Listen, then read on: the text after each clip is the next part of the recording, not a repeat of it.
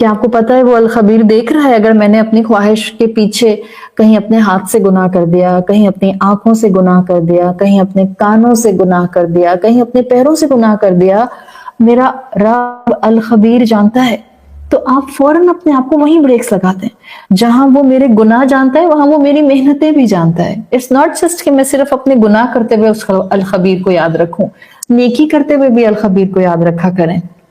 جب آپ اپنی خواہشات کو اس کی فرما برداری میں کنٹرول کر رہے ہوتے ہیں تب بھی اس کو یاد رکھا کریں. کیوں؟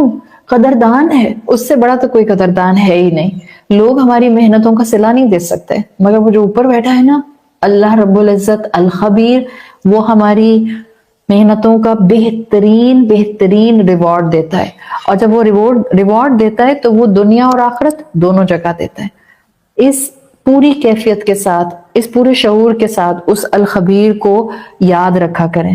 جب وہ دنیا میں میری محنتیں دیکھے گا تو جب آخرت میں روز محشر مجھے قبر سے نکالے گا تو بھلا اس کی رحمت کیسے جوش میں نہیں آئے گی جب وہ دیکھے گا یہ وہی بندی ہے جو دنیا میں طاقت کے باوجود خواہشات کو کنٹرول کر گئی، جس کے آس پاس حالات تھے پاؤں سلپ کر سکتی تھی، but she kept herself completely in her control under the shade of ایمان، اور اس نے فرما برداری کو اڈاپٹ کر کے رکھا. تو اس رب کی، اس الخبیر کی رحمت جوش میں کیوں نہیں آئے گی؟ اللہ کی صفت الخبیر ہماری زندگیوں کو بہتر کرنے کا یقین ہمیں دلاتی ہے، اور جتنا یہ یقین آپ کا بڑھتا جاتا ہے اتنا آپ کی زندگی میں پھر جو بھی ہوتا ہے آپ کہتی ہیں everything is written. Everything is written. اگر نیکی کرتے میں مشکل آ رہی ہے، اگر میرا اللہ کے راستے پہ چلنے کے باوجود ابھی میری دعائیں قبول نہیں ہو رہی، I must be hopeful. مجھے خود کو ڈسپیئر کی طرف نہیں لے کر جانا، مجھے نا امید نہیں ہونا، مجھے رب سے بدگمان نہیں ہونا، مجھے اپنے رب سے کانسٹنٹلی حسن الظن رکھنا ہے. اور یہ الخبیر کا الخبیر ہونا مومن کے لیے ریکوائرڈ ہوتا ہے، تاکہ جب آپ کی زندگی میں مستقبل کے بارے میں کچھ خوف آنا شروع ہو جائیں تو آپ خود کو بتائیں میں نہیں جانتی what gonna happen with me in future، مگر میرا رب الخبیر جانتا ہے، وہ میرے ساتھ برا نہیں کرے گا. جب میں آج کی زندگی میں اس کی فرما برداری اڈاپٹ کرنے کی کوشش میں ہوں، وہ مجھے تنہا نہیں چھوڑے گا، وہ میرا مستقبل بلینک نہیں کرے گا، وہ میرا مستقبل پچ ڈارک نہیں کرے گا، وہ میرے مستقبل میں مجھے سنبھال کر رکھے گا.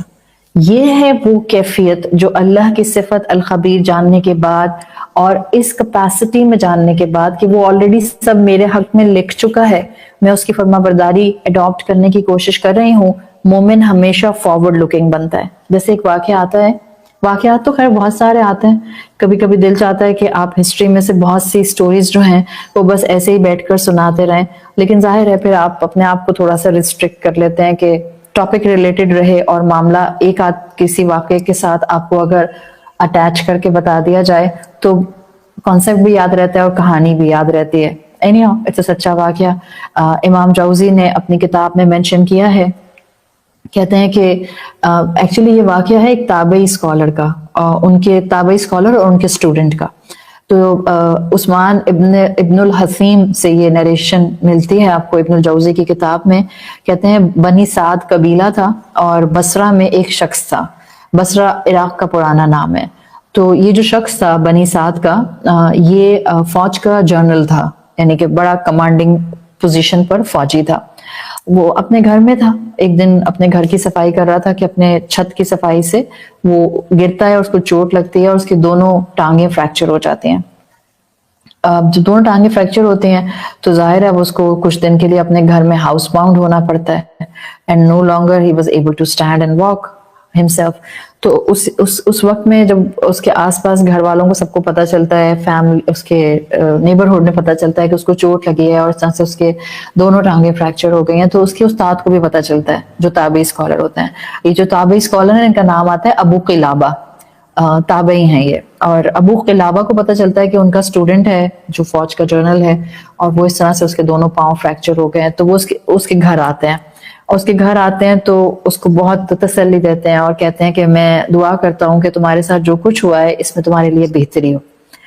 تو ظاہر ہے وہ فوجی تھا، فوجی مزاج ایسا ہوتا ہے نا جس میں انسان جو ہے وہ اس کے لیے اپنے آپ کو بستر پر بٹھانا مشکل ہو جاتا ہے، اور جب آپ کے اس طرح کی کوئی تکلیف آتی ہے جس میں آپ کو for the longer period bed پر بیٹھنا پڑے تو انسان میں چڑچڑا پن آ جاتا ہے.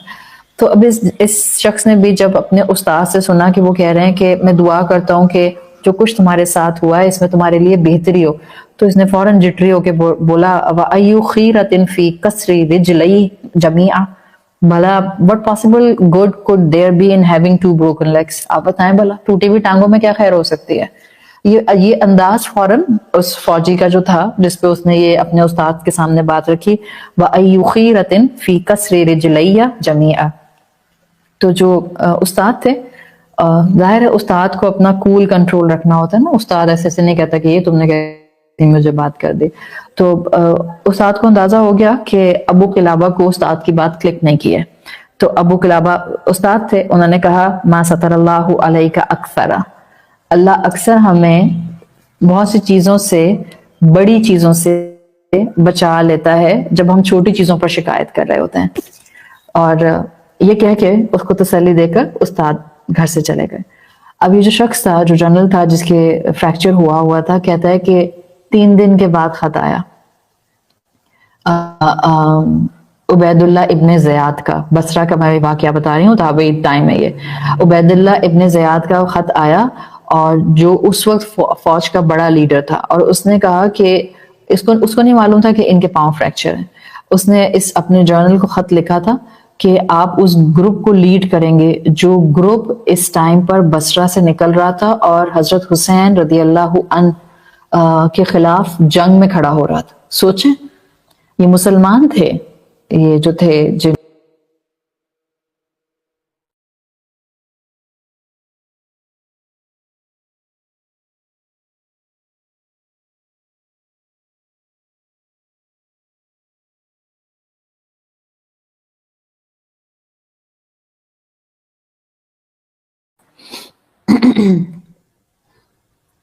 اللہم صلی علی محمد وعلی آل محمد، اللہم صلی علی محمد وعلی آل محمد، اللہم صلی علی محمد وعلی آل محمد، اللہم صلی علی محمد وعلی آل محمد، اللہم صلی علی محمد وعلی آل محمد. اپنا براؤزر فریش کر لیجئے اور جب تک میں درود پڑھی. اللہم صلی علی محمد وعلی آل محمد، اللہم صلی علی محمد وعلی آل محمد، اللہم صلی علی محمد وعلی آل محمد، اللہم صلی علی محمد وعلی آل محمد، اللہم صلی علی محمد وعلی آل محمد. جزاک اللہ خیرن آپ لوگوں کے کوآپریشن کا. لائیو کلاس کے اندر اکثر ایسا ایشو آ جاتا ہے. Thank you so much for all of your cooperation کہ آپ لوگ صبر کے ساتھ جو ہیں وہ اس وقت تھوڑا سا ویٹ کر لیتے ہیں. ویسے بھی جلد بازی کے کاموں میں انسان اکثر جو ہے وہ اپنا نقصان کر لیتا ہے. تو انٹرنیٹ کا معاملہ ایسا ہوتا ہے کہ اگر کہیں کنیکشن بریک ہوتا ہے اٹ ٹیکس فیو سیکنڈس اور پھر وہ معاملہ خود ٹھیک ہو جاتا ہے. اعوذ باللہ من الشیطان الرجیم، بسم اللہ الرحمن الرحیم.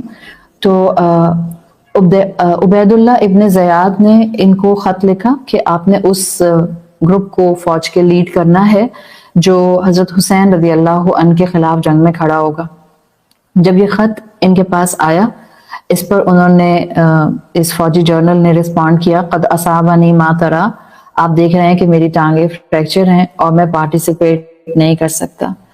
اور 4 دن کے بعد اس خط کے ان فوجی جرنل کے پاس خبر آتی ہے کہ اسی دستے نے، اسی فوج نے جو عبید اللہ ابن زیاد نے بھیجا تھا بصرہ سے، اس نے حضرت حسین رضی اللہ عنہ رسول اللہ صلی اللہ علیہ وسلم کے گرینڈ سن کو شہید کر دیا ہے.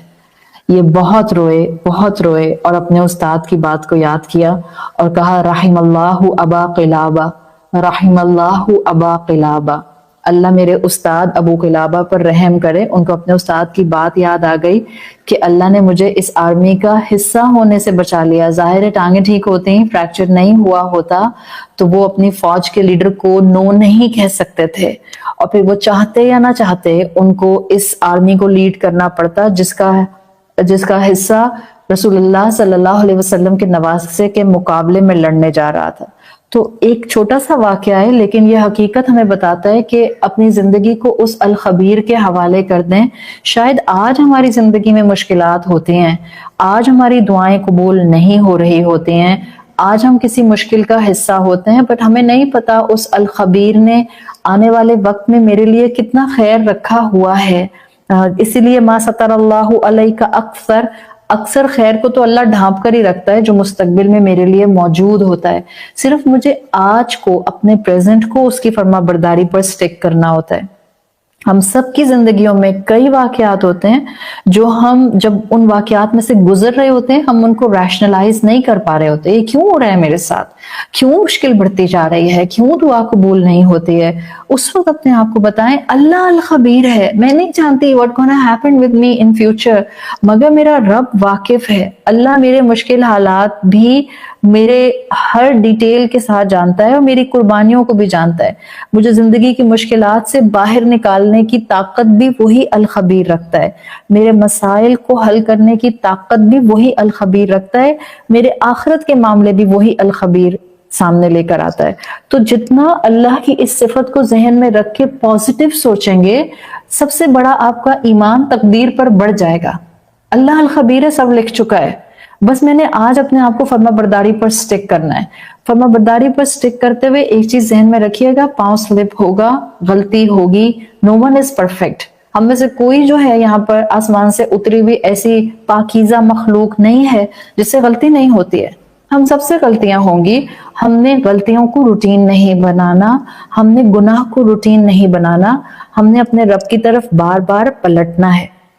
تو الخبیر روز قیامت جہاں میرے گناہ باہر لے کر آئے گا، وہاں الخبیر میری زندگی کی ہر ڈیٹیل کو بھی جانتا ہے۔